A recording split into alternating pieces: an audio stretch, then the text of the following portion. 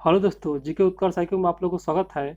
तो बिहार पुलिस का question bank लेके आए हैं जो कि 2010 से लेकर 2022 तक है। प्रीवियस ईयर सेट है बिहार पुलिस का। तो आइए शुरू करते हैं। जो कि रुक्मिनी द्वारा प्रकाशन किया गया है, यह प्लेटफॉर्म का सेट है और जिसमें 22 सेट है और 22 सेटों में से आज ये पहला सेट होगा जो कि प्लेटफॉर्म का सेट है। तो आइए शुरू करते हैं पहला सेट। तो पहला सेट में है, बता दें आपको, वीडियो को स्किप नहीं कीजिएगा, बहुत महत्वपूर्ण क्वेश्चन है लेके आए हैं जो कि यह पहला सेट में 10/4/2010 का प्रीवियस ईयर क्वेश्चन है। पहले आज इसी को देखेंगे, उसके बाद फिर कल दूसरा सेट देखेंगे। आइए पहला सेट पर आते हैं। तो बिहार पुलिस सिपाही भर्ती परीक्षा जो कि 14/4/2010 का सेट है प्रीवियस ईयर। आइए शुरू करते हैं। इसमें जो भी हिंदी और जीके जीएस बनेगा सब देखेंगे। तो पहला क्वेश्चन है, नदी शब्द का पुल्लिंग रूप है। तो इसका सही आंसर हो जाएगा ऑप्शन 1 हो जाएगा नद, जो कि नदी शब्द का पुल्लिंग रूप नद है। आते हैं अगले क्वेश्चन पर। तो अगला क्वेश्चन है, हाथों हाथों में कौन सा समास है। हाथों हाथ में कौन सा समास है। तो इसका सही आंसर हो जाएगा ऑप्शन बी हो जाएगा, जो कि अव्ययी भाव समास है। हाथों हाथों जो कि यह अव्ययी भाव समास है।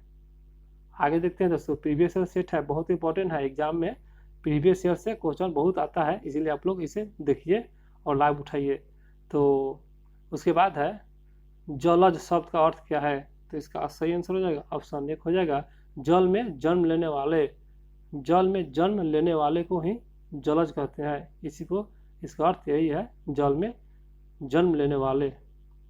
और दोस्तों मेरे वीडियो को आप लोग एक बार लाइक कर दीजिए। आशा करते हैं कि लाइक कर दिए होंगे और चैनल को सब्सक्राइब भी कर दिए होंगे। तो क्वेश्चन पर आते हैं। तो अगला क्वेश्चन होगा, निम्नलिखित विकल्पों में से तत्सम शब्द का चयन करें। तो इसका सही आंसर हो जाएगा ऑप्शन 1 हो जाएगा एला। एला जो है यह तत्सम शब्द है, याद रखिएगा, एग्जाम की दृष्टि से बहुत महत्वपूर्ण है। और इसके बाद पहले तो हिंदी ही आ गया है इस सेट में, आगे जीके जीएस होगा, तो आगे जीके जीएस भी देखेंगे। आगे है क्वेश्चन, निम्नलिखित में कौन सा शब्द मोर का पर्ववाची है। तो इसका सही आंसर हो जाएगा ऑप्शन सी हो जाएगा सिक्खी। मोर का पर्ववाची जो है सिक्खी है। आगे आते हैं क्वेश्चन पे। अगला क्वेश्चन है, निम्नलिखित विकल्पों में से तद्भव शब्द का चयन कीजिए। तो इसका सही आंसर हो जाएगा ऑप्शन डी हो जाएगा मुंह। मुंह जो है तद्भव शब्द है, अब बाकी सब तद्भव शब्द नहीं है, मुंह ही एक तद्भव शब्द है। आते हैं क्वेश्चन पर, निम्नलिखित विकल्पों में से नग शब्द के लिए पर्ववाची शब्द चुनिए। नग शब्द, तो पर्ववाची मतलब समान रूप से बताना है, जो समान है। तो इसका आंसर बी हो जाएगा पर्वत। नग का पर्ववाची पर्वत होगा। और प्रीवियस ईयर एग्जाम में बहुत संभावना होता है आने का, इसलिए आप पूरा फुल देखिएगा, वीडियो की स्किप नहीं कीजिएगा। क्वेश्चन है, निम्नलिखित विकल्पों में से अतुल शब्द के लिए समानार्थी शब्द का चयन करें, मतलब सेम। इसका सही आंसर हो जाएगा ऑप्शन सी हो जाएगा, जो कि अद्वितीय। अतुल का मतलब होता है अद्वितीय। अभी तक मैं चैनल को सब्सक्राइब नहीं किए हैं तो कर लीजिएगा, ताकि अगला वीडियो आपको पहले मिले। अगला क्वेश्चन है, निम्नलिखित विकल्प में से ज्येष्ठ शब्द का सही विलोम शब्द चयन कीजिए। तो इसका सही आंसर हो जाएगा ऑप्शन 1 हो जाएगा, जो कि कनिष्ठ। ज्येष्ठ शब्द का जो विलोम होता है ना, विपरीतार्थक या कनिष्ठ होता है। आगे क्वेश्चन है, निम्नलिखित विकल्पों में से कृपण शब्द का विपरीतार्थक शब्द कौन सा है। तो इसका सही आंसर हो जाएगा ऑप्शन बी हो जाएगा दाता। कृपण शब्द का जो है विपरीतार्थक या दाता है। आगे क्वेश्चन है, निम्नलिखित में कौन सा शब्द कमल का पर्ववाची है। तो इसका सही आंसर हो जाएगा ऑप्शन 1 हो जाएगा अरविंद। अरविंद जो है ना, यह कमल का पर्ववाची है, मतलब सेम बताना है अरविंद। इंग्लिश है, आप लोग इसको बना लीजिएगा। इसका आंसर बता दे रहे हैं। तो इसका आंसर डी हो जाएगा, what is the correct abstract form of pollute. जो इसका आंसर डी हो जाएगा। आगे देखते हैं, क्वेश्चन पे आते हैं। अगला क्वेश्चन होगा, इंग्लिश है, इसका आंसर बता दे रहे हैं आप लोग इसे बना लीजिएगा। तो 13 नंबर क्वेश्चन होगा, इसका आंसर बी हो जाएगा।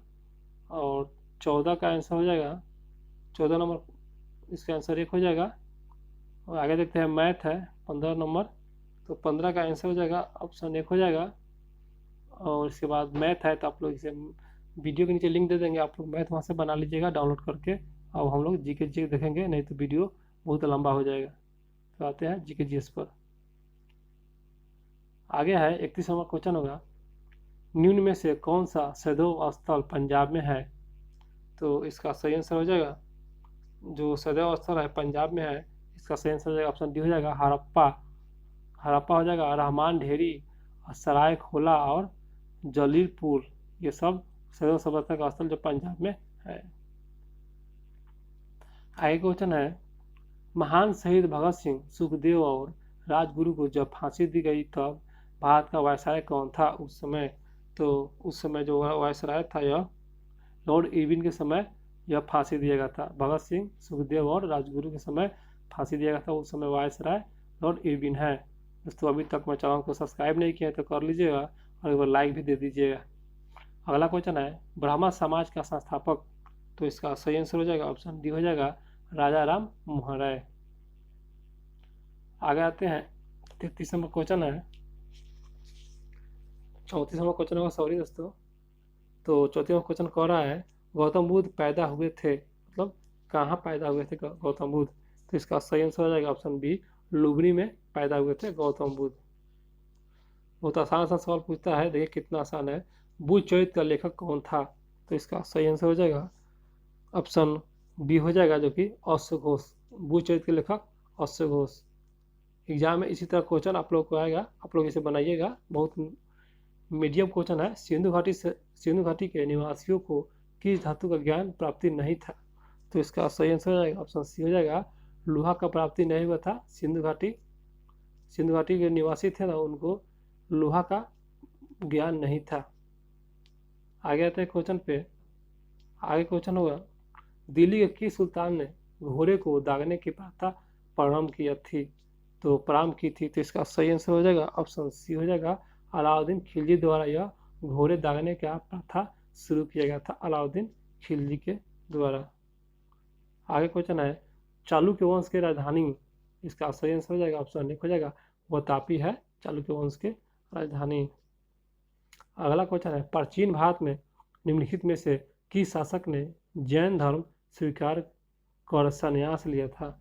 तो इसका सही आंसर हो जाएगा ऑप्शन बी हो जाएगा, जो कि चंद्रगुप्त मौर्य द्वारा जो है संन्यास लिया गया था जैन धर्म स्वीकार करके। आगे क्वेश्चन है, निम्नलिखित में से कौन सा एक युग में सही नहीं है, मतलब गलत को चुन लेना है? तो इसका आंसर हो जाएगा डी, जो कि गलत है। सही को देखेंगे, कानपुर जो कि नाना साहेब, और झांसी के लक्ष्मीबाई, ग्वालियर का हो जाएगा ताते टोपे, और इस तरह क्वेश्चन डी गलत हो जाएगा। और आगे देखते हैं, ड्रेकन्सबर्ग किस देश का एक प्रसिद्ध पर्वत है? तो इसका सही आंसर हो जाएगा ऑप्शन डी हो जाएगा, दक्षिणी अफ्रीका संघ का जो है ड्रेकन्सबर्ग जो है यह पर्वत है दक्षिणी अफ्रीका संघ का है। आगे क्वेश्चन है, अधिकतर भारतीय किस समूह से है? तो इसका सही आंसर हो जाएगा ऑप्शन एक हो जाएगा, जो कि काकेशियन युग के हैं। अधिकतर भारतीय जो है ना काकेशियन युग के हैं। आगे है क्वेश्चन, कर्क रेखा और मकर रेखा के बीच के क्षेत्रफल को क्या कहते हैं? तो इन दोनों के बीच को जो क्षेत्रफल को कहते हैं या उष्ण कटिबंध कहते हैं। कर्क रेखा और मकर रेखा के बीच के क्षेत्र को उष्ण कटिबंध कहते हैं। आते हैं अगले क्वेश्चन पर, बहुत अच्छे क्वेश्चन है दोस्तों, बहुत आसान क्वेश्चन भी है। आगे क्वेश्चन है, समुद्री तट के सहारे कोहरे के निर्माण का कारण है? तो इसका कारण क्या है? तो इसका आंसर एक हो जाएगा, अभिवहन है इसका कारण। अगला क्वेश्चन होगा, हिमालय पर्वतमाला में उत्तर से दक्षिण की ओर जाते हुए पर्वत दरे का सही अनुक्रम क्या है? मतलब अनुक्रम में लगाना है इसे। तो इसका सही आंसर हो जाएगा ऑप्शन बी हो जाएगा, चांडिंग, सिपकी और मुलिंग। आगे क्वेश्चन होगा दोस्तों, वीडियो की स्किप नहीं कीजिएगा और इसे रिवीजन करते रहिए मेरे साथ। एग्जाम में बहुत अच्छा रहेगा।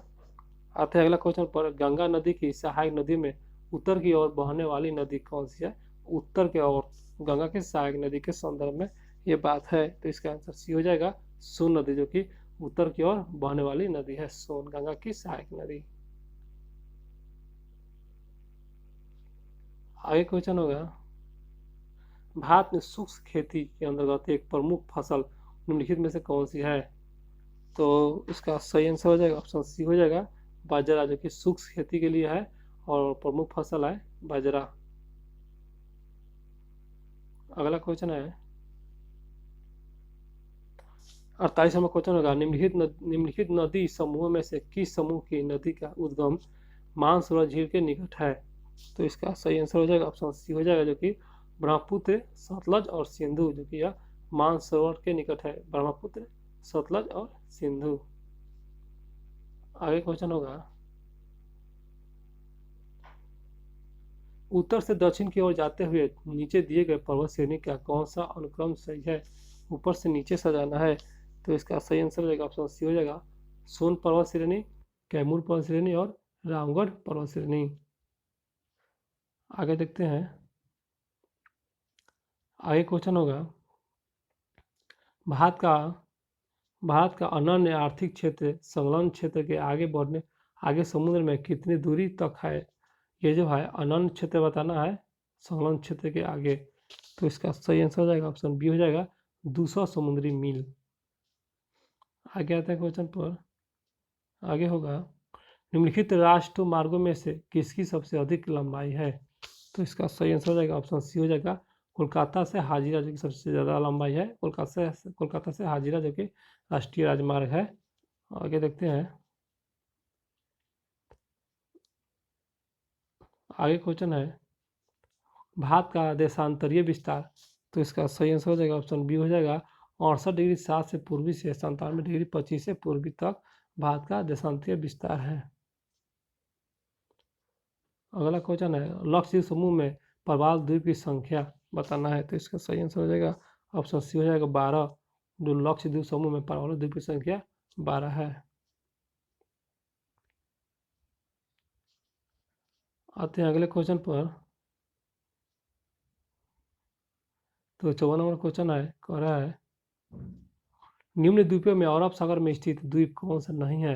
अरब सागर में नहीं है कह रहा है, तो इसका सही आंसर हो जाएगा ऑप्शन सी हो जाएगा, एक और 4, जो कि अरब सागर में नहीं है, जो कि ये गलत है। जो है अरब सागर में वह है भटकल है, एलिफेंटा है, जो कि अरब सागर में स्थित है। अगला है, निम्नलिखित में से कौन सी नदी अरावली पर्वतमाला से निकलती है?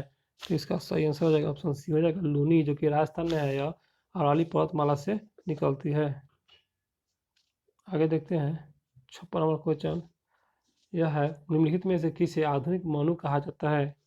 तो इसका सही आंसर हो जाएगा ऑप्शन डी हो जाएगा, जो कि भीमराव अंबेडकर को आधुनिक मनु के नाम से जाना जाता है।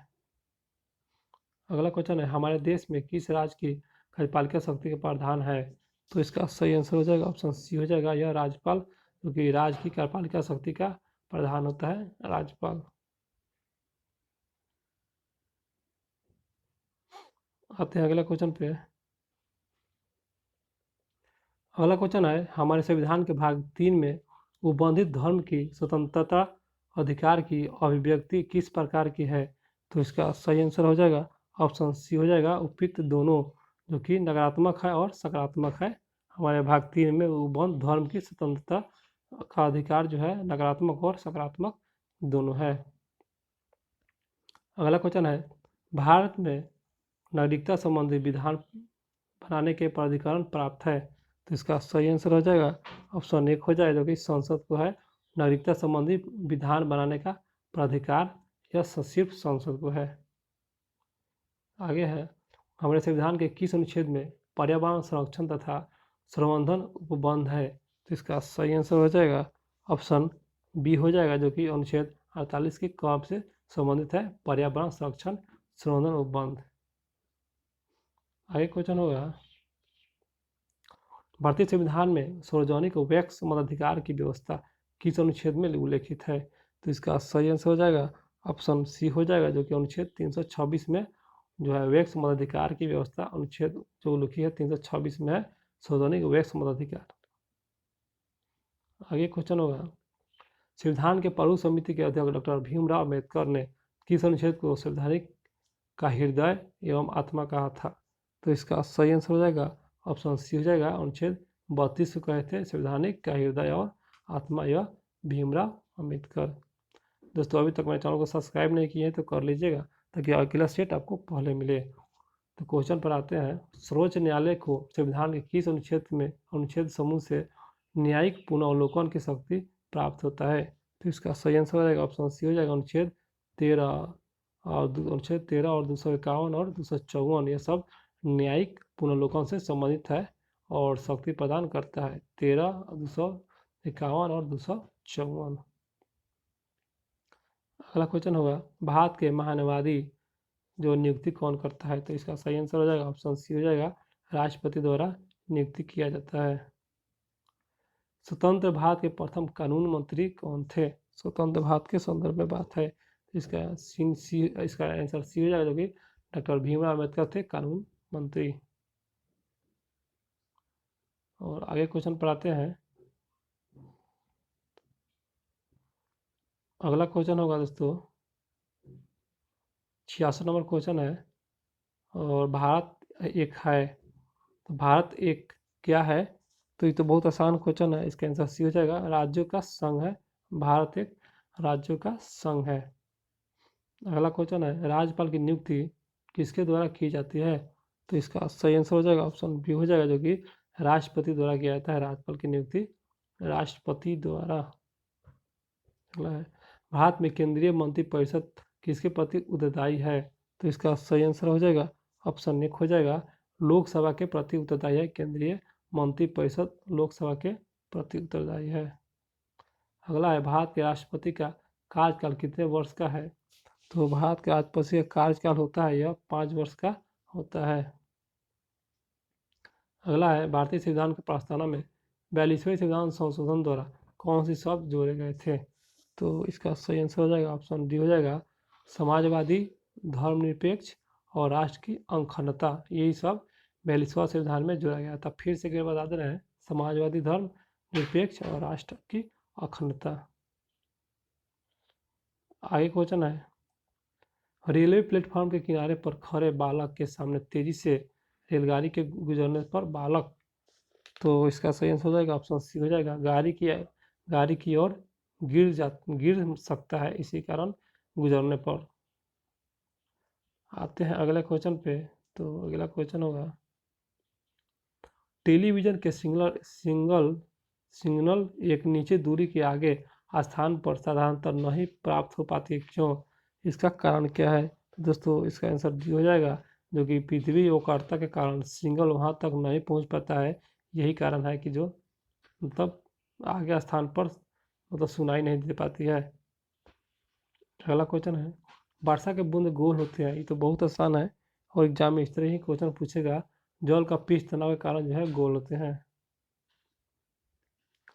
आगे देखते हैं, जल की छोटी बूंद द्वारा प्रकाश के डय से इंद्रधनुष बनते हैं। छोटी बूंद, तो इसका सही आंसर हो जाएगा ऑप्शन डी हो जाएगा, अपवर्तन पूर्णांतिक परिवर्तन के कारण छोटी बूंद होता है प्रकाश, जो प्रकाश के इंद्रधनुष बनते हैं। जल की छोटी बूंद द्वारा प्रकाश के द्वारा इंद्रधनुष बनते हैं, जो अपवर्तन और पूर्णांतिक परिवर्तन के कारण ही इंद्रधनुष बनते हैं। आगे है क्वेश्चन दोस्तों, किसी व्यक्ति द्वारा अपना पूर्ण प्रतिबिंब देखने के लिए तो समतल दर्पण का न्यूनतम लंबाई कितना है? तो इसका आंसर सी हो जाएगा, व्यक्ति की लंबाई के आधी होनी चाहिए पूर्ण प्रतिबिंब देखने के लिए। आते हैं अगले क्वेश्चन पे। तो अगला क्वेश्चन होगा दोस्तों, स्वतंत्र रूप से गिरने वाले वस्तु द्वारा तय की दूरी को अनुक्रम अनुपाती है। तो इसका सही आंसर हो जाएगा ऑप्शन सी हो जाएगा, जो कि गिरने के समय वर्ग है। गिरने के समय का वर्ग अनुक्रम अनुपाती होता है। ये मैथ है, आप लोग इसे बना लीजिएगा, इसका हम वीडियो में लिंक दे देंगे। आगे है, शक्ति का ऐसा मात्रक, तो शक्ति का मात्रक बताना है। इसका सही आंसर हो जाएगा ऑप्शन डी हो जाएगा, वाट।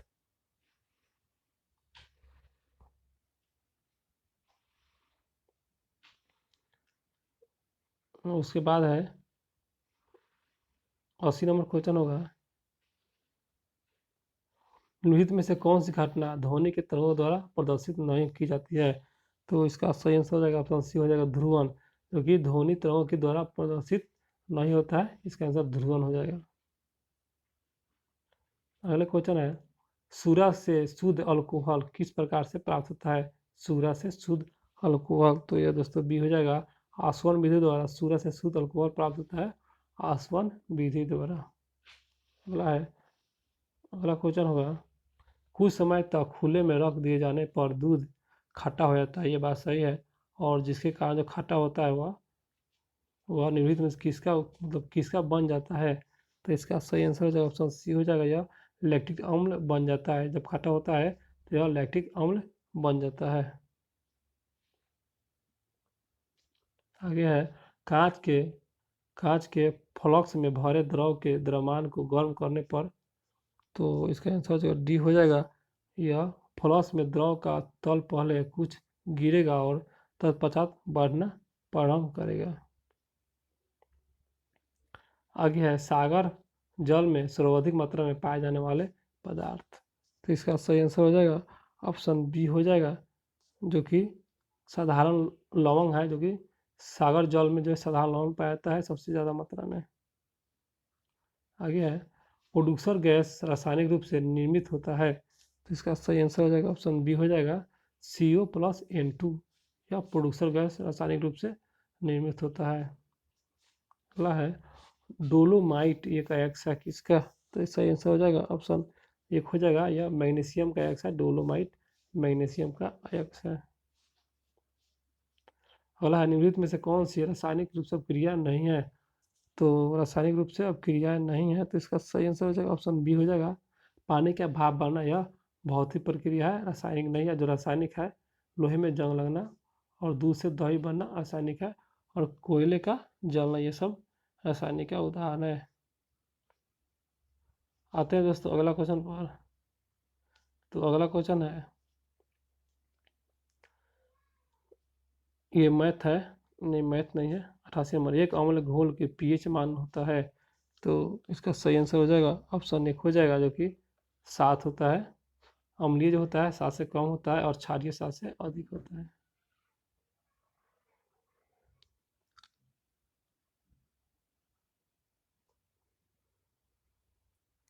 अगला क्वेश्चन है, एक तत्व के समस्थानिक आइसोटोप्स का कि मतलब भिन्न होता है, भिन्न बताना है, किसमें भिन्न होता है। एक तत्व के समस्थानिक आइसोटोप्स में किसमें भिन्न होते हैं। तो इसका सही आंसर हो जाएगा ऑप्शन सी हो जाएगा, जो कि न्यूट्रॉन की संख्या में भिन्न होता है। अगला क्वेश्चन है, वायुमंडल में कार्बन डाइऑक्साइड की मात्रा प्रतिशत कितना होता है। तो इसका सही आंसर हो जाएगा ऑप्शन एक हो जाएगा, 0.03% होता है वायुमंडल में कार्बन डाइऑक्साइड की मात्रा। अगला क्वेश्चन होगा, द्विनाम पद्धति निम्नलिखित में से संबंधित है। तो इसका सही आंसर हो जाएगा ऑप्शन बी हो जाएगा, जीव के वैज्ञानिक नामकरण जिसमें दो शब्द होते हैं उसी को द्विनाम पद्धति के रूप में जाना जाता है, जिसमें जीव का वैज्ञानिक नामकरण जिसमें दो शब्द होते हैं। आगे है, निम्नलिखित में से कौन सा पादक रोग खनिज की कमी से कारण होता है। तो इसका सही आंसर हो जाएगा ऑप्शन एक हो जाएगा, चुकंदर का केंद्र विगलन, जो कि यही पादक रोग जो खनिज की कमी से होता है, चुकंदर का केंद्र विगलन। आगे है क्वेश्चन दोस्तों, लीवर वट है। तो इसका सही आंसर हो जाएगा ऑप्शन बी हो जाएगा, ऐसा स्थलीय भूमि पादक जिसमें जड़ तना और पत्ती विभेदन नहीं हो उसी को हम लीवर वट कहते हैं, जिसमें जड़ तना पतिया ये सब विभेद नहीं हो। अगला क्वेश्चन होगा, पैंक्रियाज मेढक में पाई जाती है। आइए देखते हैं।